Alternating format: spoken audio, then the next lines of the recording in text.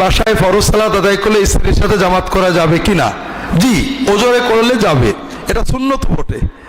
রাসূলুল্লাহ সাল্লাল্লাহু আলাইহি ওয়াসাল্লাম একবার মুসলমানদের ভিতরে একটু ঝগড়াঝাটি হচ্ছিল, মেটানোর জন্য চলে যান। আপনারা তো মনে করেন এটা আবার তো দুনিয়ার কাজ, দুনিয়ার কাজ না, এটা তো দিনের কাজ না, এটা এত বড় দিনের কাজ যে জামাতে নামাজ তরক করে নবীজি চলে গেছেন। একটু গোলমাল হচ্ছিল, মেটানোর জন্য চলে গেছেন। বেলালকে বলে গেলেন, কতজন আলেম ইমাম এই দিনের কাজ পালন করি, কেউ করি না, চেষ্টাও করি না, অন্তত আমরা না পারি মাতবরকে একটু অনুরোধ করি, তাও করি না। আপনারা বললেন আমাদের দাম নেই, আরে ভাই দাম নেই, একটু বললে তো সওয়াব হবে। তো যেটা বলছিলাম, রাসূলুল্লাহ সাল্লাল্লাহু আলাইহি ওয়াসাল্লাম যাওয়ার সময় বেলালকে বলে গেলেন যে আমি তো যাচ্ছি, যদি আমার আসতে দেরি হয় আজান দেবে, আবু বকরকে বলবে নামাজ পড়ে নিতে, ইত্যাদি কয়েকটা রেওয়ায়েত আছে। তো রাসূলুল্লাহ সাল্লাল্লাহু আলাইহি ওয়াসাল্লাম এক রেওয়ায়েতে, এক ঘটনায় এসে দেখেন জামাত হয়ে গেছে।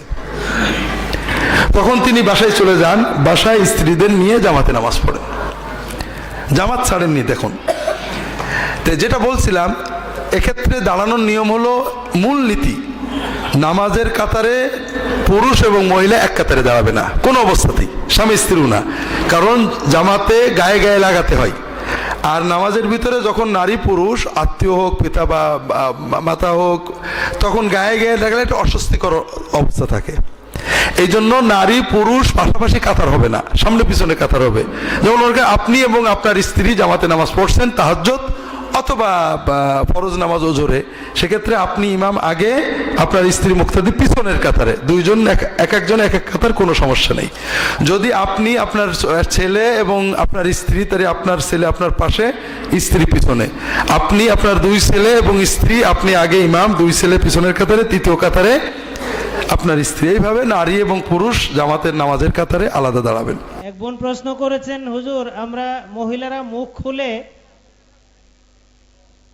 চলাফেরা করতে পারবো কিনা, এ ব্যাপারে কোরআন সুন্নাহ কি বলে? জি, মহিলাদের পুরো দেহ ঢেকে রাখা ফরজ, মাথার চুল থেকে পা পর্যন্ত, এ ব্যাপারে কোনো ইখতিলাফ নেই কোরআন সুন্নাহ রেখে। শুধু মুখমণ্ডল এবং কবজি পর্যন্ত হাতের ব্যাপারে হাদিসের আলোকেই কিছু মতভেদ সাহাবীদের যুগ থেকে আছে, তবে কোরআনের আলোকে বোঝা যায় যে মুখ ঢেকে রাখা ফরজ।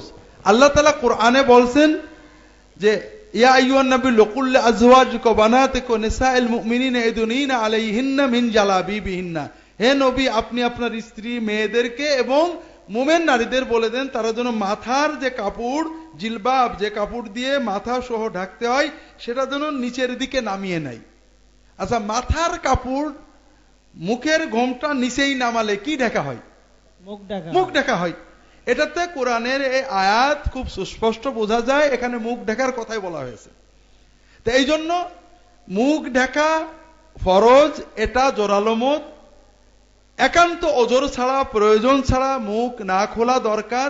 পাশাপাশি যে মহিলা শুধু মুখ খুলেছেন এবং খোলা মুখে কোনো মেকআপ নেই, অলংকার নেই, এই মহিলা আমরা যদি বলি ওই মুখ খোলা আর পুরো ন্যাংটা সমান, তাহলে আমরা অন্যায় করব।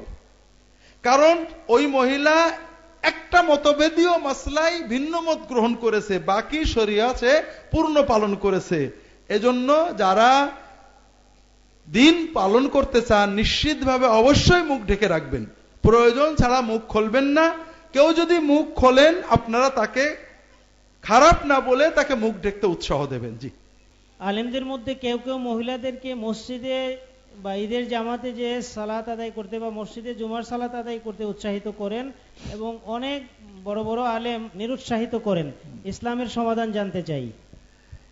ইসলামের সমাধান যেটা রাসূলুল্লাহ সাল্লাল্লাহু আলাইহি ওয়াসাল্লাম বলেছেন, সাধারণ নামাজে, 5 ওয়াক্ত নামাজে, জুমার নামাজে যেতে তিনি উৎসাহ দেননি, অনুমতি দিয়েছেন। তিনি বলেছেন মুরু লা তামনাউ ইমা আল্লাহি মাসাজিদাল্লাহি ওয়া বুয়ুতুহুন্না খায়রুল লাহুন্না, আল্লাহর বান্দীদেরকে আল্লাহর মসজিদে যেতে বাধা দিও না, তবে তাদের জন্য বাড়িতে নামাজ পড়া উত্তম। 5 ওয়াক্ত সাধারণ নামাজগুলো মহিলারা বাড়িতে পড়বেন, এটাই উত্তম, তবে মসজিদে যাওয়া অনুমোদিত। এখানে কথা আছে, মসজিদে মেয়েদের যাওয়া আর মসজিদে মেয়েদের নামাজের ব্যবস্থা থাকা সম্পূর্ণ ভিন্ন জিনিস। রাসূলুল্লাহ সাল্লাল্লাহু আলাইহি ওয়াসাল্লাম থেকে শুরু করে এ পর্যন্ত মুসলিম উম্মাহ মক্কা, মদিনা, কুফা, বসরা কখনো মেয়েদের মসজিদে নামাজের ব্যবস্থা বন্ধ হয়নি। কারণ একটা মেয়ে বাজারে আছে, রাস্তায় আছে, পথে চলছে, নামাজে রক্ত হয়েছে, তাকে তো নামাজ পড়তে হবে। সে মাঠে পড়বে না মসজিদের ভিতরে পড়বে। কাজেই মসজিদে মেয়েদের নামাজের ব্যবস্থা থাকবে, কিন্তু মেয়েরা ওক্তিয়া নামাজে বাড়ি থেকে মসজিদে আসবেন, এটা রাসূলুল্লাহ উৎসাহ দেননি, অনুমতি দিয়েছেন। শর্ত পর্দা সহ, শর্ত কোনো খুশবু মাখবে না, শর্ত সাকে অতি সাধারণ হয়ে যেতে হবে ইত্যাদি। আর ঈদের নামাজে যাওয়ার জন্য রাসূলুল্লাহ সাল্লাল্লাহু আলাইহি ওয়াসাল্লাম মেয়েদেরকে উৎসাহ দিয়েছেন, আদেশ দিয়েছেন। তিনি বলেছেন যাদের বোরকা নেই, জিলবাব নেই, কারোর কাছে জিলবাব কর্জ করে নিয়ে যাবে। যাদের নামাজ ফরজ নয় তারাও যাবে, দুয়ায় শরীক হবে, ওয়াজ শুনবে। এই সবকিছুর জন্যই শর্ত হলো নিরাপত্তার পরিবেশ থাকা। অর্থাৎ যদি মেয়েরা মসজিদে বেরোতে গেলে মেয়েরা নিজেরা আক্রমণের শিকার হন, তাদেরকে কেউ টিস করে, অথবা তারা কোনো অশালীন কাজ করেন, তাহলে এটা বৈধ হবে না। তবে যদি নিরাপত্তা শালীনতার ব্যবস্থা থাকে সমস্যা নেই। এখানে আমরা যারা আলেমরা নিষেধ করেন অবশ্যই তাকওয়ার কারণে নিষেধ করেন। তবে আপনাদের মজার কথা বলি, আমার সবসময় রাসূলুল্লাহ সাল্লাল্লাহু আলাইহি ওয়াসাল্লাম এবং সাহাবীদের যুগটাকেই বড় লাগে, তাদের মানে যাওয়াটাই বড় লাগে। তারা অনুমতি দিয়েছেন, উৎসাহ দেননি, আমরা অনুমতি দেব, উৎসাহ দেব না। ঈদের মাথায় উৎসাহ দিয়েছেন, আমি উৎসাহের কথাই বলবো, পরিবেশ না থাকলে যাবেন না। কিন্তু আমরা যেটা করছি, ওয়াজ মাহফিলে মহিলাদের ব্যবস্থা হয় না? হয় না? হয়। যে আলেমরা মসজিদে যেতে নিষেধ করেন, তারা ওয়াজে যেতে তো নিষেধ করেন না। আচ্ছা, মহিলারা ওয়াজে গেলে বেশি ফিতনা হয় না মসজিদে নামাজে গেলে বেশি ফিতনা হয়? আমি যেহেতু ওয়াজে যাই, আপনারা জানেন ওয়াজ মাহফিলের আগে আরেকটা মাহফিল থাকে, সেটার নাম হলো মেলা, জমজমাট। অনেক সময় ওয়াজ এসছেও বেশি জমজমাট, দেখেননি? তা আমি গাড়ি নিয়ে যাই, ওই মেলার ভিতর দিয়েই তো পৌঁছাতে হয়। মেলার ভিতরে ওয়াজ শুনতে আসা বোরকা পরা মহিলারা বন্ধুর সাথে গল্প করছে, হা হা হো করছে, আইসক্রিম কিনে খাচ্ছে, এগুলো দেখতে দেখতেই যাই। আচ্ছা, কোনো মসজিদে নামাজ পড়তে এসে এরকম কিছু হয় কিনা? কিন্তু তারপরও আমরা মাহফিলে যাওয়া নিষেধ করি না, মসজিদে যাওয়া নিষেধ করি, বলি তো ফিতনা। আসলে ফিতনা যদি থাকে, ফিতনা মানে হয় মেয়েটা কোনো অশালীন কাজ করবে, অথবা মেয়েকে অশালীন কিছু করা হবে, এই ভয় থাকলে যাওয়া না জায়েজ, তা না হলে যাওয়া অনুমোদিত, উৎসাহিত নয়। না, জাযাকুমুল্লাহ খাইরান। শায়েখ, ঈদে মিলাদুন নবী সাল্লাল্লাহু আলাইহি ওয়াসাল্লামের দিবসে আমল করার সুন্নত পদ্ধতি কি? ঈদে মিলাদুন নবী এটা ইসলামের একটা বড় বিদআত। ইসলামের প্রথম 600 বছরে এই শব্দটাই আপনারা পাবেন না। আজকে আমি জামে মসজিদে যেহেতু আলোচনা করেছি, এখানে বিস্তারিত বলবো না। রাসূলুল্লাহ সাল্লাল্লাহু আলাইহি ওয়াসাল্লাম থেকে সাহাবীগণ 600 বছর সিরাতুন নবী, সাহাবী তাবি, 4 ইমাম, আবু হানিফা, আমাদের আব্দুল কাদের জিলানী, কি বলে ইমাম গাজালি সহ সবাই, তারা কেউ মিলাদুন নবী পালন করেনি, সিরাতুন নবী পালন, উদযাপন, আলোচনা করেছেন, এবং সেটা সারা বছর। এবং সারা বছর। এই জন্য রবিউল আউয়াল মাসে ঈদে মিলাদুন নবী পালন করাটা ইসলামে প্রবেশ করেছে রাসূলুল্লাহ সাল্লাল্লাহু আলাইহি ওয়াসাল্লামের ওফাতের 600 বছর পরে। তবে রাসূলুল্লাহ সাল্লাল্লাহু আলাইহি ওয়াসাল্লামের মিলাদ পালনের সুন্নত পদ্ধতি হলো মিলাদ দিন না, বার, সোমবার, প্রতি সপ্তাহে। বছর ঘুরে আসলে আপনি একদিন নবীর আশেক হবেন, এটার দ্বারা ইসলামের কিছু হয় না। এটা ইহুদি খ্রিস্টানদের সিস্টেম, আমরা নিছি। আপনি প্রতি সপ্তাহে সুযোগ পেলে সোমবারের দিন রোজা রাখবেন। এটা হলো রাসূলুল্লাহ সাল্লাল্লাহু আলাইহি ওয়াসাল্লামের মিলাদ, জন্মে আমাদের শুকরিয়া, আনন্দ প্রকাশের সুন্নত পদ্ধতি। রাসূলুল্লাহ সাল্লাল্লাহু আলাইহি ওয়াসাল্লাম সোমবারে রোজা রাখতেন। সাহাবায়ে কেরাম প্রশ্ন করেন, ইয়া রাসূলুল্লাহ, আপনি সোমবারে কেন রোজা রাখেন? তিনি বলেন, আমি এই দিনে জন্মেছি এবং এই দিনে আমি নবুয়ত পেয়েছি। অন্য হাদিসে আসছে নবীজি সোমবারে হিজরতও করেছেন, সোমবারে মদিনায় পৌঁছেছেন। আমরা জানি সোমবারে তার মৃত্যুও বটে। এই জন্য সোমবারে রোজা রাখা একটা সুন্নত আমল, এটা আপনারা পালন করবেন, এটাতে অনেক বরকত ইনশাআল্লাহ নসিব হবে। জি, জাযাকুমুল্লাহ খাইরান। শায়েখ, মৃত্যুর পর কোন সমাজে দাফন উপলক্ষে খাওয়া দাওয়ার অনুষ্ঠানের আয়োজন করা হয়, এবং কোথাও কোথাও দেখা যায় মাইয়াতকে কবরে শোয়ানোর পর মিষ্টি বিতরণ করা হয়। ইসলামের দৃষ্টিতে এই বিষয়টি কি? ইসলামের দৃষ্টিতে না, আমার দৃষ্টিতে এটা খুবই ভালো। যারা মরা উপলক্ষে খাওয়ায়, মিষ্টি দেয়, আমার বলবেন, আমি খাস দোয়া করব যেন ওদের বাড়িতে প্রতিদিন একটা করে মরে। আচ্ছা বলেন তো, মিষ্টি কি আনন্দের প্রকাশ না বেদনার প্রকাশ? তাহলে নিশ্চয় তাদের মানুষ মরলে তারা খুব আনন্দিত হয়। তাই কাজেই তাদের জন্য দোয়া করবো, আল্লাহ এত ভালো মানুষ, ওদের বাড়িতে প্রতিদিন একটা মরুক আল্লাহ, আমরা প্রতিদিন মিষ্টি খাবো আর খানা খাবো, ঠিক আছে না? এটা একটা বর্বর প্রথা। একদিকে শরীয়তে বেদাত, কারণ রাসূলুল্লাহ সাল্লাল্লাহু আলাইহি ওয়াসাল্লাম সাহাবীদের আপনজনেরা মারা গেছেন না, তারা সদাকায়ে জারিয়া করতেন। প্রথম কথা, মৃত্যুর 3 দিনের ভিতরে যাদের বাড়িতে মারা যায় তাদের রান্না করাই নাজেজ, পাড়াপড়শিরা খাওয়াবে, আর আমরা উল্টো তাদের বাড়ি খাই। 2 নম্বর হলো যে মরা উপলক্ষে খানা খাওয়ালে মাইয়িত সওয়াব পাবে। সাহাবীরা তাবেঈনরা করেননি, বলেননি। রাসূলুল্লাহ সাল্লাল্লাহু আলাইহি ওয়াসাল্লাম বলেছেন সদাকায়ে জারিয়া করতে। একজন মানুষের, আবারও বলি ভাইরা, এই আমার অভিজ্ঞতা থেকে বলছি, আমার বিশ্ববিদ্যালয়ে একজন অফিসারের মা মারা গেছে, খানা খাওয়াতে হবে। আর খানা খাওয়ার ব্যাপারে সমাজের মানুষের খুবই আগ্রহ। বাপ মরেছে খাওয়াইলো না, কৃপণ, বলে না বলে না? কারণ সমাজে 2টো খানা ফ্রি, একটা হলো বরযাত্রী খানা আর একটা মৌতে খানা। আর বাঙালি এত লোভী, এই ফ্রি খানা খাওয়ার জন্য মানুষের উপরে এই অত্যাচার করে। বাপ মরে গেলে খাওয়াবি না? আরে আমার বাপ মরে গেলে কি আমি খুশি হইনি যে খাওয়াবো? আমার ছেলে বিয়েতে খাওয়াবো, খেয়ে যেও, বাপ মরলে খাওয়াবো কে? বাপ মরলে কি করতে হবে? রাসূলুল্লাহ বলে সাদাকায়ে জারিয়া করতে। ওই গল্পটা বলি। বিশ্ববিদ্যালয়ের একজন অফিসার, নাম বললে আপনারা চিনবেন, উনি আমাকে বলছেন, আমি তখন ইসলামিক টিভিতে আলোচনা করতাম। তিনি বলছেন যে টিভির আলোচনা করছেন, আমি আমার বাপ বসে শুনছি। এখন গ্রামের সবাই বলছে বাপ মা মরে গেছে, খানা করতে বিরাট, বাপ ছেলেরা সবাই অফিসার, সচ্ছল, সমাজের মাতবর।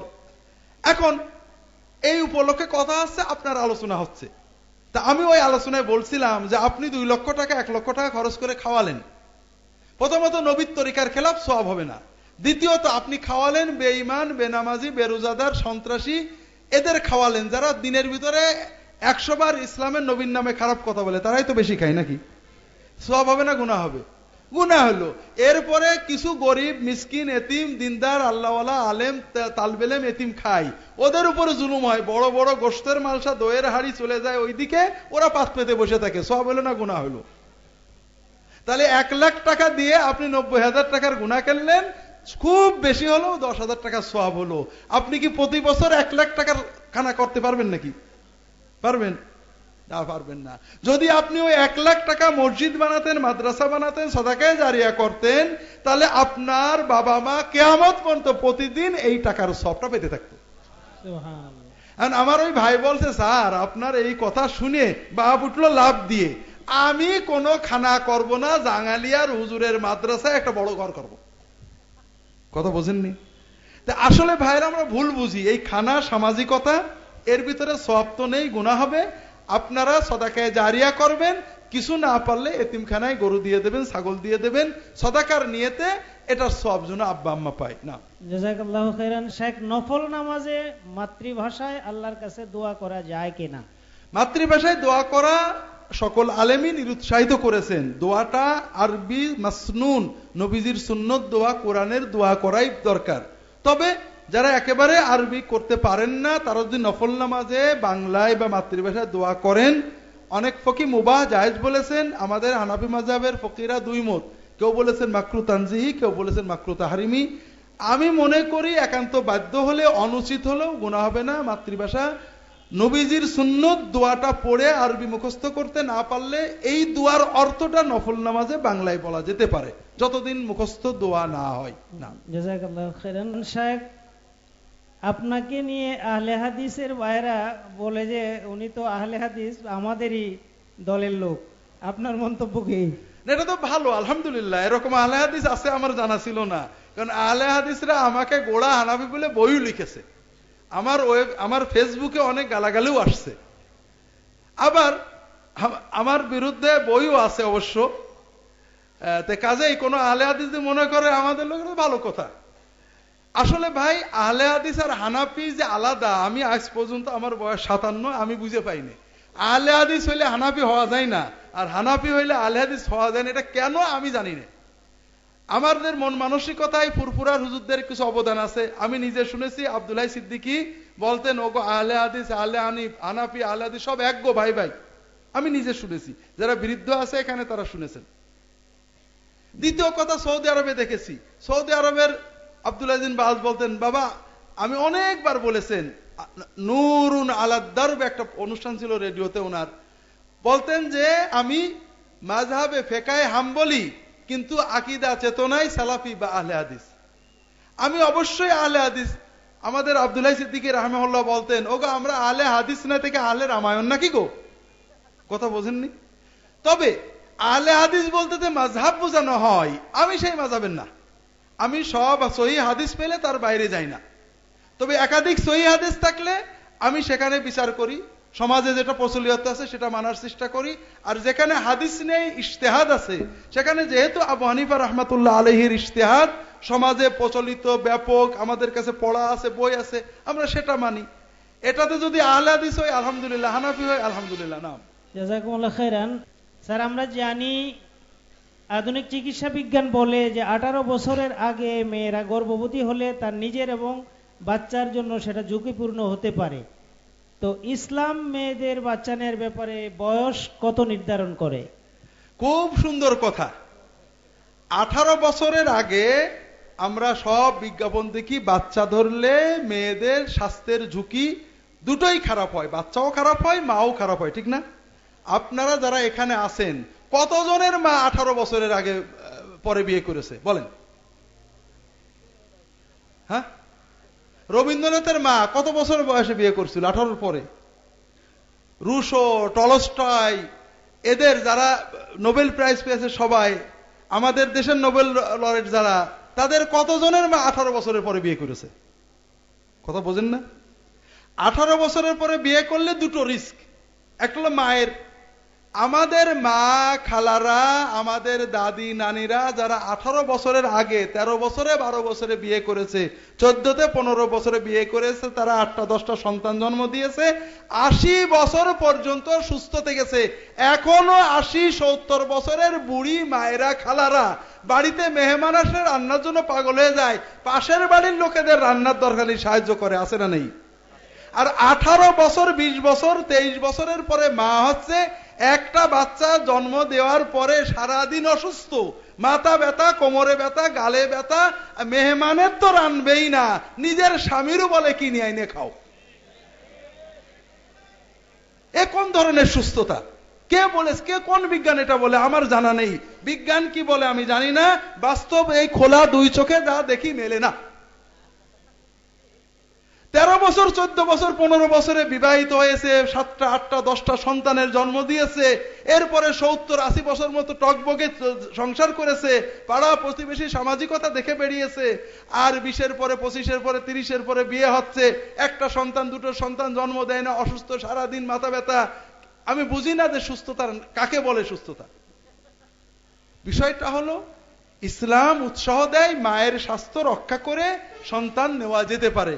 বছরের কোনো ব্যারিয়ার ইসলাম দেয়নি, কারণ ইসলাম বাংলাদেশের জন্য নয়, ইসলাম ইউরোপ, আমেরিকা, জাপান, আফ্রিকা সকল দেশের মানুষের জন্য। এই বয়সের অবস্থাটা দেশ জাতি ভিন্নতার কারণে ভিন্ন হয়। জাযাকুমুল্লাহ খাইরান।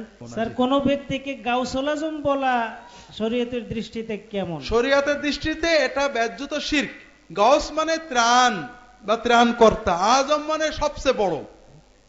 সবচেয়ে বড় ত্রাণকর্তা কে? এটা আব্দুল কাদের জিলানী কখনোই এইগুলো বলতেন না, তার কোনো বইয়ে নেই, লেখায় নেই, এগুলো একেবারেই মানে শিরকি কথা, আল্লাহ মাফ করেন। জি স্যার, জাযাকুমুল্লাহ খাইরান। আরো প্রশ্ন ছিল, আমরা সংক্ষেপ করতে চেয়েছি। সর্বশেষ একটি প্রশ্ন উত্তর আমরা জানতে চাই। শরীয়ত, তরিকত, মারেফত, হাকিকত বলে আমরা বিভিন্ন বক্তার মুখে শুনে থাকি, এই বিষয়গুলো কোরআন হাদিসের দৃষ্টিতে সহি কিনা? শরীয়ত কথাটা কোরআন হাদিসের দৃষ্টিতে সহি, আর তরিকত, হাকিকত, মারেফত আমরা বানাইছি, এটা মূলত শিয়াদের বানানো। সহজ বুঝেন, আমরা যেটা করেছি মারেফত। মারেফত আমার শ্বশুর বেচারা বলতেন, বাবা মারেফত তো মারার পথ, বাবা মারার পথ। মারেফত কি? মারার পথ। বিষয়টা হলো মারেফত শব্দটা কোরআনে আছে, কিন্তু এটা কোনো গুরুত্ব দেওয়া হয়নি। কাফেরদের 16 আনা মারেফত ছিল, ইয়ারিফুনাহু কামা ইয়ারিফুনা আবনাহুম ইয়ারিফুনা নি'মাতাল্লাহি সুম্মা ইনকুরুনাহা ওয়া আকসারুহুমুল কাফিরুন। কাফেরদের 16 আনা মারেফত থাকার পরেও ঈমান না আনার কারণে মারেফত কোনো কাজে লাগেনি। আমরা মনে করি মারেফত অনেক উঁচু, মারেফত অনেক নিচু। মারেফত, এলেম, ঈমান, তাকওয়া, আমরা মনে করি শরিয়ত, তরিকাত, হকিকত, মারেফত উপরে না, মারেফত সবচেয়ে নিচের একটা সাধারণ জ্ঞান পরিচয়। আবু হানিফা রহমতুল্লাহ আলাইহির যুগেই এই মারেফতপন্থী জাহমিদের শুরু হয়েছে। তিনি লিখেছেন মারেফতের কোনো গুরুত্ব নেই, আমরা সবাই আল্লাহর মারেফতে সমান। এবাদতের গুরুত্ব। দ্বিতীয় কথা হলো তরিকাত। তরিকত শব্দটা, তরিকা রাস্তা, শরীয়তেরই পরিভাষা, আলাদা কিছু নয়। ইসলামের শরীয়ত মানতে হবে, তরিকত একটাই, নবীর সুন্নত, নবীর তরিকা। আর হাকিকাত মানে প্রকৃত বিষয়, আর মারেফত মানে সাধারণ জানা। এছাড়া আমরা যেভাবে বলি এটা কোনো সত্য কথা নয়। আপনাদের আগের দিনই বলেছিলাম একটা জিনিস আছে, এলেমটা যখন আমাদের চেতনে থাকে ধূমপান হারাম, এটার দ্বারা আল্লাহ বিচার করবে। কিন্তু যখন ধূমপান হারাম, জাহান্নামে যাব, একিনে চলে যায়, তখন আমরা ইচ্ছা করলেও ধূমপান করতে পারি না। এই একিনের হালতটা প্রশংসনীয়। নাম স্যার জাযাকুমুল্লাহ খাইরান। কোন মসজিদে নিয়মিত মুসল্লি জামাত না পেলে কয়েকজন মিলে আরেকটি জামাত করতে পারবে কিনা, পারলে একামত দিতে হবে কিনা? নিয়মিত মুসল্লি নিয়মিত মসজিদে জামাত না পাওয়াটা গুনাহের কাজ। কারণ জামাত তো মূলত প্রথমটাই, প্রথম জামাতে যদি না আসতো তাদের বাড়িঘর পোড়াতে চেয়েছেন রাসূলুল্লাহ সাল্লাল্লাহু আলাইহি ওয়াসাল্লাম। তবে যদি আগ্রহ আছে, ইচ্ছা আছে, দেরি হয়ে গিয়েছে, তারা মসজিদে আসেন। মসজিদে জামাত একাধিক হবে না, এটা আবু হানিফার মত না, শুধু আবু হানিফার মত, আহমদ ইবনে হাম্বলের মত, মালিক, আলবানিও এই মতটা সমর্থন করেছেন। ইলা মুসাজিদ বিতাকরারি আল জামাআত ফিল মাসাজিদ এমন একটা বই আছে। মূল বিষয় হলো রাস্তার পাশের মসজিদ, হাটের মসজিদ, যে মুসল্লিরা মসজিদে আজান শোনেননি, একামতের সময় ছিলেন না, তারা পরে এসে জামাত করলে এটা কোনো সমস্যা না। কারণ জামাত একটা ওয়াজিব দায়িত্ব। কিন্তু যিনি আজান শুনেছেন, অবহেলা করে প্রথম জামাত ছেড়ে দিয়েছেন, তার জামাতের অধিকার তিনি নষ্ট করেছেন। এই জন্য এই রকম মানুষেরা বাইরে জামাত করবেন, মসজিদে নয়। মসজিদে কিন্তু রাস্তার পাশের মসজিদ, যাতায়াতের মসজিদ, হাট বাজারের মসজিদ, যেখানে মানুষ পরে এসেছে, আজান একামতের সময় ছিলেনই না, তারা জামাত করতে পারেন। এছাড়া মসজিদের বারান্দায় বাইরে জামাত করলে, অথবা যেখানে আগের জামাত হয়েছে অন্যত্র জামাত করলে ইনশাআল্লাহ অসুবিধে নেই। সানি জামাত করলে একামত দিতে হবে, কারণ একামত মুসল্লিদের জন্য। আনাস ইবনে মালিক রাদিয়াল্লাহু আনহু, বুখারী শরীফের হাদিস, সফরে যাচ্ছিলেন, তিনি এক জায়গায় যেয়ে দেখেন সেই মসজিদে আজান একামত দিয়ে জামাত হয়ে গেছে। তিনি আবার আজানও দেন, একামতও দেন এবং জামাতে নামাজ পড়েন। নবীজি 25 বছর বয়সে বিবাহ করছেন, এটা মানে আমাদের জন্য কি সুন্নত? আমাদের সবারই উচিত বিয়েটা মোটামুটি 20 থেকে 25-এর ভিতরে করা, লেট না করা। বর্তমান বিশ্বে মানব সভ্যতা ধ্বংসের বহু ব্যবস্থা আছে। মানব সভ্যতা ধ্বংস করার মূল ব্যবস্থা হলো মানুষ জন্ম বন্ধ হওয়া, ঠিক না? আমরা যে এই যে মোবাইল টাওয়ার ব্যবহার করি না, এতে মানুষের প্রজনন ক্ষমতা নষ্ট হয়ে যায় নাকি শোনা যায়। আমরা বিভিন্ন খাদ্য খাচ্ছি, প্রজনন ক্ষমতা নষ্ট হয়ে যাচ্ছে। মেয়েরা অধিক বয়সে বিবাহ করছে, প্রজনন ক্ষমতা নষ্ট হয়ে যাচ্ছে। এইভাবে মানুষের সন্তান উৎপাদন নষ্ট হয়ে যাচ্ছে। আর যদি এমন হয় যে মানুষ প্রতি বছরে কমতে আছে, তাহলে মানব সভ্যতা কতদিন টিকবে? টিকবে নাকি? তো এই জন্য বিবাহর জন্য সবচেয়ে ভালো হলো, রাসূলুল্লাহ সাল্লাল্লাহু আলাইহি ওয়াসাল্লাম মেয়েও বিয়ে দিয়েছেন 18 বছরের দিকে, আগেও দিয়েছেন। ফাতেমা রাদিয়াল্লাহু তাআলা বিবাহের সময় বয়স 18 ছিল বা কিছু কম ছিল, এরকম পাওয়া যায়। আলী রাদিয়াল্লাহু তাআলা ওই সময় বয়স 22 বা 25-এর ভিতরে ছিল, জানা যায়। এই ধরনের বয়সগুলোই বিবাহের জন্য উত্তম বয়স। পরে করলে গুনাহ হবে তা নয়, আগে করলে গুনাহ হবে তা নয়। তবে আমাদের সর্ব অবস্থায় বিবাহটাকে সহজ করতে হবে। আগে বড় লোক হয়ে নে, আগে টাকা পয়সা আয় কর, আগে প্রতিষ্ঠিত হওয়া, তারপরে বউ এনে ড্রয়িং রুমে সাজাই তুমি, তখন তো আমার বউয়ের আর চাহিদা থাকবে না। জিকিরের নামে দাওয়াত দিয়ে মসজিদে লোক এনে একসাথে তালে তালে হেলে দুলে চেঁচিয়ে চেঁচিয়ে জিকির করা কি সুন্নাত সম্মত? আসলে গু কি নাপাক নাপাক এই মশলা শুনলে আপনার কেমন লাগবে? আমার এরকম লাগছে। গু নাপাক আর পাক এই মশলা জানার জন্য কি প্রশ্ন করা লাগে নাকি? জিকির নামে হেলে দুলে নেচে গেয়ে জিকির তো সুন্নত, তবে আবু জেহেলের সুন্নত। কারণ আল্লাহ কোরআনে বলেছেন ওমা কানা সালাতুহুম ইনদাল বাইতি ইল্লা মুকাআন ওয়া তাসদিয়া। ওরা যখন বাইতুল্লাহ ইবাদত করতো, তাওয়াফ করতো, সালাত করতো, তালি তালি দিয়ে করতো। তো দুঃখ লাগে যে আমরা আমাদের জিকির করব আল্লাহর খুশি করতে, তরিকাটা কার হবে? তো ঝগড়া না করে দেখি না নবীজি কিভাবে জিকির করতেন। তো নবীজি যদি তালে তালে নেচে নেচে করতেন, আলহামদুলিল্লাহ করব, নাইলে কেন করব? আল্লাহ মাফ করেন। চেঁচিয়ে জিকির তো দূরের কথা, আল্লাহ কোরআনে বলেছেন যে আল্লাহর জিকির করো মৃদু শব্দে। আর চেঁচাবো কেন? যদি আল্লাহ না শোনেন চিল্লানোর দরকার হতে পারে। আপনি যদি প্রধানমন্ত্রীর সামনে প্রধানমন্ত্রীর গুণগান গান অথবা ডাকেন, প্রধানমন্ত্রী ম্যাডাম, আপনি তো চিৎকার করে ডাকেন, ঠিক না? নাকি আদবের সাথে ভক্তি? আল্লাহ বলছেন উযকুর রাব্বাকা ফি নাফসিকা তাদাররুআন ওয়া খীফাতান ওয়া দুনাল জাহরি মিনাল কওল। ভীতভাবে ভক্তির সাথে মৃদু শব্দে নিম্ন স্বরে মনে ভয় নিয়ে ভক্তি নিয়ে আল্লাহর জিকির করতে হয়। তে ভক্তি আপনার সামনে যদি পীর সাহেব বসে থাকে, প্রচণ্ড ভক্তি করেন, পীর সাহেবকে সিলে সিলে রাখতে পারেন? হ্যাঁ, আপনি যখন পীর সাহেবের মুসাফা করেন, কথা বলেন, দোয়া করেন, বলেন হুজুর দোয়া করেন,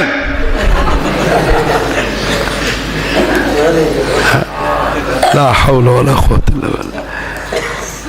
একজন প্রতিমা পূজারী যখন প্রতিমার সামনে সেজদা করে প্রতিমার সামনে ডাকে, তখনও চিল্লাই না, ডাকছিলেন নাকি?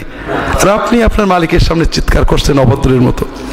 আল্লাহর ওলি হওয়ার জন্য, সহজে আল্লাহকে খুশি করার জন্য সবচেয়ে বড় বিষয় হলো আল্লাহর বান্দাদের কাজ করা। অনেক হাদিস আছে, একটা হাদিস শুধু আপনাদের ছোট্ট করে বলবো। আব্দুল্লাহ ইবনে ওমর রাদিয়াল্লাহু তাআলা আনহুর হাদিস। রাসূলুল্লাহ সাল্লাল্লাহু আলাইহি ওয়াসাল্লাম বলছেন আহাব্বুল ইবাদি ইলাল্লাহি আনফাউহুম। আল্লাহ তাআলার কাছে সবচেয়ে প্রিয় বান্দা হলো যে বান্দা অন্যান্য মানুষের সবচেয়ে বেশি উপকার করে। কথা কি শুনছেন? শোনা যাচ্ছে? হ্যাঁ, আল্লাহর কাছে সবচেয়ে প্রিয় বান্দা কে? কে ভাই? যে অন্য মানুষের বেশি উপকার করে। ওয়া আহাব্বুল আমালি ইলাল্লাহি সুরুরুন তুদখিলু ফি কলবি মুসলিম আও তাকদি আনহু দাইনান আও তাতরুদু আনহু শুআন আও তাকশিফু আনহু কুরবা। আল্লাহ তাআলার কাছে সবচেয়ে প্রিয় নফল ইবাদত কি? যে কোনো ক্ষুধার্তকে খাবার দেবে, কোনো বেদনাক্লিষ্ট মানুষের বেদনা দূর করে দেবে, কোনো অভাবী মানুষের অভাব দূর করবে, কোনো বিপদগ্রস্তকে বিপদ থেকে উদ্ধার করবে। এর চেয়ে প্রিয় ইবাদত আল্লাহর আর নেই। ওয়ালা আন আমশি মা আখি ফি হাজাতিল্লাহু আহাব্বু ইলাইয়া মিন আন আতাকিফা ফিল মসজিদি শাহরা। আমার কোনো ভাইয়ের উপকার করার জন্য টাকা পয়সা দিয়ে নয়, একটু সাথে হেঁটে যাওয়া, একজনের উপকার করার জন্য তার বোঝাটা মাথায় তুলতে, তার গাড়িটা ঠেলে দিতে, তার একটা কথা বলতে, কারো উপকার করার জন্য তার সাথে কয়েক পা হেঁটে যাওয়া, আল্লাহ রসুল সাল্লাল্লাহু আলাইহি ওয়াসাল্লাম বলছেন মদিনার মসজিদে নববীতে 1 মাস ইতিকাফ করার চেয়েও আল্লাহর কাছে বেশি প্রিয়। 1 মাস মসজিদে নববীতে ইতিকাফ করলে যে সওয়াব পাবেন, একজন মানুষের বোঝা তুলে দিতে, একজন মানুষের উপকারের একটা কথা বলতে, একজন মানুষের বিপদে আপদে সাহায্য করতে কয়েক পা হেঁটে গেলে তার চেয়ে বেশি সওয়াব পাবেন। ওয়ামান কাদামা গায়দান ওয়া হুয়া ইস্তাতিউ আন ইউনাফিযাহু মালা আল্লাহু কলবাহু আমনান রিদান ইয়াউমাল কিয়ামা। যে ব্যক্তি খুব রাগ হয়েছে, একজন লোক তার কষ্ট দিয়েছে, গালি দিয়েছে, খারাপ কথা বলেছে, জামা ছিঁড়ে দিয়েছে, পা পাড়িয়ে দিয়েছে, রাগ হয়েছে, এমন লোকের উপরে রাগ হয়েছে যার উপরে রাগলে রাগ ঝেড়ে দেওয়া যায়, যাকে গালি দেওয়া যায়, মায়ের দেওয়া যায়, নিজের স্ত্রী, নিজের স্বামী, নিজের ছেলে মেয়ে, নিজের কাজের মানুষ, গরিব মানুষ, রিক্সাওয়ালা, আপনার চেয়ে দুর্বল কারো উপরে আপনার রাগ হয়েছে, প্রচণ্ড অপমান করেছে, বাজে কথা বলেছে, আহত করেছে, যে কোনো কারণে আপনার প্রচণ্ড রাগ হয়েছে। রাসূলুল্লাহ সাল্লাল্লাহু আলাইহি ওয়াসাল্লাম বলছেন, এই রাগ যদি কেউ কন্ট্রোল করে, দমন করে ওই লোকটাকে মাফ করে দেয়, ক্ষমতা থাকা সত্ত্বেও গালি না দিয়ে মাফ করে দেয়, আল্লাহ তাআলা কিয়ামতের দিন তার অন্তরটা শান্তি এবং নিরাপত্তা দিয়ে ভরে দেবে। তো ভাইরা, আমরা বাড়িতে বউয়ের উপরে রাগ করি, গাল দিই, সুযোগ পেলে স্বামীকে রাগ করি, গাল দিই, ছেলে মেয়েদের রাগ করে গাল দিই। আল্লাহ রসুল সাল্লাল্লাহু আলাইহি ওয়াসাল্লাম বলছেন, না, তুমি যদি রাগটাকে কন্ট্রোল করে মাফ করে দাও, আল্লাহ কিয়ামতের দিন তোমার অন্তরটা শান্তি দিয়ে ভরে দেবে। ওমান মাশা মা আখিহি ফি, কিছু বল, হুজুর আসছেন? জি, আলহামদুলিল্লাহ, হুজুর চলে এসেছেন, আপনাদের টেনশনের কিছু নেই, হুজুরের গাড়ি আসছে। আমি আর বেশি লম্বা করতে চাচ্ছি না। সর্বশেষ যেটা বলেছিলাম, আল্লাহর ওলি হওয়ার জন্য সবচেয়ে কঠিন কাজ, সবচেয়ে সহজ কাজ, সকল মুসলমানকে ভালোবাসবেন, দলাদলি, মারামারি, হানাহানি এগুলো বর্জন করবেন। আল্লাহ তাআলা সবাইকে তৌফিক দান করুন, আমিন। সুন্নত তরিকায় নামাজ সেটা কিভাবে হবে? আপনার কিতাবে এসেছে যে কোনো নামাজে নিয়ত লাগবে না, ফরজ সুন্নত এগুলোর কোনো উল্লেখ করতে হবে কিনা। নিয়ত পড়া লাগবে না, মনে থাকা লাগবে, অর্থাৎ নিয়ত করতে হয়। এই যে আপনারা আমার মাজলিসুস সুন্নায় আসছেন, বাড়ি থেকে বেরোনোর সময় আপনারা বলেছিলেন নাওয়াইতু আন আযহাবা ইলা জিনাইদহ ইলা আসুন্নাটা শিলে হদুরে মাজলিসুস সুন্নাহ, এরকম বলছিলেন নাকি? তার মানে আপনারা কেউ সওয়াব পাবেন না। হাদিস শরীফে আসছে, কেউ যদি বাড়ির থেকে এলেম শেখার নিয়েতে কোথাও বেরোয়, বাড়ি থেকে যাওয়া এবং আসা পর্যন্ত পুরোটা জিহাদের সওয়াব পাবে। আপনারা তো পাবেন না, আপনারা তো নিয়ত পড়েননি। আসলে নিয়ত মানে যে চিন্তা, যে উদ্দেশ্যে বাড়ি থেকে বেরিয়েছেন। তো নামাজের সময় অবশ্যই নিয়ত লাগবে, মনের ভিতরে থাকবে কোন ওয়াক্তে নামাজ পড়ছি, কি জন্য পড়ছি, আল্লাহর ভয়ে, এগুলো মনে থাকবে। ফরজ সুন্নত এটা মনে থাকে। আপনি যখন দাঁড়ান ইমাম পিছনে, আপনি কি নফল পড়ার নিয়তে দাঁড়ান নাকি? ফরজ পড়া তো মনে আছেই, মনের ভিতরে সবই থাকবে, মুখে বলাটার কোনো দলিল নেই। এবং রাসূলুল্লাহ সাল্লাল্লাহু আলাইহি ওয়াসাল্লাম সবসময় মনে মনে পড়েছেন। এটাকে কোনো কোনো ফকি মুস্তাহাব বলেছেন মুখে পড়া, অন্যরা বেদাত বলেছেন, মুজাদ্দিদ আল ফিসানি বেদাত বলেছেন, এবং এটা বেদাত হওয়া অবশ্যই ঠিক। নামাজের ভিতরে সূরা কেরাত পড়ার সময় বিসমিল্লাহ বলতে হবে কিনা, সূরা ফাতিহার আগে বিসমিল্লাহ বলবেন, অন্য যে কোনো সূরা যখন শুরু থেকে পড়বেন অবশ্যই বিসমিল্লাহ বলবেন। আর যখন মাঝে পড়বেন, যেমন ওয়ালাদ-দাল্লিন আমিন, এরপরে আপনি সূরা আলাম তারা শুরু করলেন, বিসমিল্লাহির রহমানির রহিম আলাম তারা কাইফা, অথবা সূরা নাবা শুরু করলেন, বিসমিল্লাহির রহমানির রহিম, হ্যাঁ, ইয়াসআলুনাকা আম্মা ইয়াতাসাআলুন আনিন নাবাইল আযীম, এখানে বিসমিল্লাহ পড়বেন। আর যদি সূরার মাঝখান থেকে শুরু করেন, ওয়ালাদ-দাল্লিন আমিন কুলিল্লাহুম্মা মালিকাল মুলক, সূরা শুরু না মাঝখানে, তখন আর বিসমিল্লাহ পড়বেন না, না পড়ে চলে যাবেন। সমবেতভাবে জিকির করা যাবে কিনা, আর জিকির শেষে সালাম পড়া যাবে কিনা। সমবেতভাবে জিকির করবেন কেন, উদ্দেশ্যটা কি? হ্যাঁ বলেন। জি, জিকির কার জন্য করছেন? যদি আপনি মনে মনে বা একা একা যার যার মতো সুবহানাল্লাহ সুবহানাল্লাহ, আল্লাহ তো শুনতে পাবেন না, পাবেন, সওয়াব তো দেবেন না, দেবেন, তাহলে সমবেত হলে বেশি সওয়াব হবে, এই তো। হ্যাঁ, তাহলে দলিল লাগবে। রাসূলুল্লাহ সাল্লাল্লাহু আলাইহি ওয়াসাল্লাম সাহাবীরা কখনোই সমবেতভাবে মানে সমস্বরে ইবাদত জিকির করেননি। তারা এক জায়গায় বসে অনেকে করেছেন, প্রত্যেকেই যার যার মতো করেছেন। এখন যদি মনে করেন নবীজির তরিকায় সওয়াব কম হবে, সাহাবীদের সওয়াব কম হতো, আপনার আরও দরকার, তাহলে সেটা আপনার ব্যাপার। আমি মনে করি সাহাবীদের তরিকাতেই কামাল, আমরা ওই জায়গায় যাইতে পারছি না, তার বেশিতে করবো কি? আমি আমার এই প্রায় 55 বছরে যতটুকু শিখেছি তার খোলাসা কথা হলো, আল্লাহর কাছে যত অন্যায় করেন, মদ খেয়েছেন, শুয়োরের গোশত খেয়েছেন, অন্যায় করেছেন, যাই করেছেন, মাপের আশা আছে। আল্লাহ মাপ চাইলে মাপ করবে, না চাইলেও করতে পারে। কথা বুঝতে পেরেছেন? আর একটা গুনাহ আল্লাহ মাপ না চাইলে মাপ করবে না, তওবা পুরো করলে সেটা হলো শিরকের গুনাহ। আর একটা গুনাহ আল্লাহ মাপ চাইলেও পুরো মাপ করবে না, সেটা হলো বান্দার হক, মানুষের ক্ষতি করেছেন। কথা বুঝতে পেরেছেন? এই জন্য ভাইরা, আপনার দ্বারা যেন কোনো মানুষের ক্ষতি না হয়। আমরা এখানে যারা আছি সবাই কিন্তু দুর্বল পার্টি, মানুষ খুন করা, মেরে ফেলা, জমি কেড়ে নেওয়ার ক্ষমতা আমাদের নেই, ঠিক না? কিন্তু আমরা কিছু অন্যায় করি খুব ভয়ঙ্কর। তার ভিতরে একটা হলো গীবত করি। কি করি? গীবত সত্য কথা না মিথ্যা কথা? আমি মাঝে মাঝে প্রশ্ন করি ঠকানোর জন্য, এটাও কিন্তু সেই জন্য। গীবত আসলে শতভাগ সত্য কথা, মিথ্যা হলে সেটা গীবত থাকে না, সেটার নাম হলো অপবাদ। মিথ্যা হলো অপবাদ। আল্লাহ রসুল সাল্লাল্লাহু আলাইহি ওয়াসাল্লাম বলছেন, আতাদরুন আমাল গীবা? কালু আল্লাহু ওয়া রাসূলুহু আলাম। ক্বালা যিকরুকা আখাকা বিমা ইয়াকরাহু। ক্বালু ইয়া রাসূলাল্লাহ রাআইতা ইন কানা ফি আখি মা আকুল। ক্বালা ইন কানা ফি আখিকা মা তাকুলু ফাকাদ ইগতাবতা ওয়া ইন লাম ইয়াকুন ফিহি মা তাকুলু ফাকাদ বাহাত্তা আও কামা ক্বালা সাল্লাল্লাহু আলাইহি ওয়াসাল্লাম। রাসূলুল্লাহ সাল্লাল্লাহু আলাইহি ওয়াসাল্লাম সাহাবীদের বলছেন, তোমরা জানো গীবত কি? তারা বললেন, আল্লাহ এবং তার রাসূল ভালো জানেন। রাসূলুল্লাহ সাল্লাল্লাহু আলাইহি ওয়াসাল্লাম বললেন, তোমার ভাই সম্পর্কে তার গাইবাতে, গীবতে, তার অনুপস্থিত অবস্থায় এমন কথা বলবে যে এটা শুনলে তার মন খারাপ হবে। সাহাবীরা প্রশ্ন করলেন যে ইয়া রাসূলুল্লাহ, এইরকম জিনিস যদি তা সত্যিই থাকে?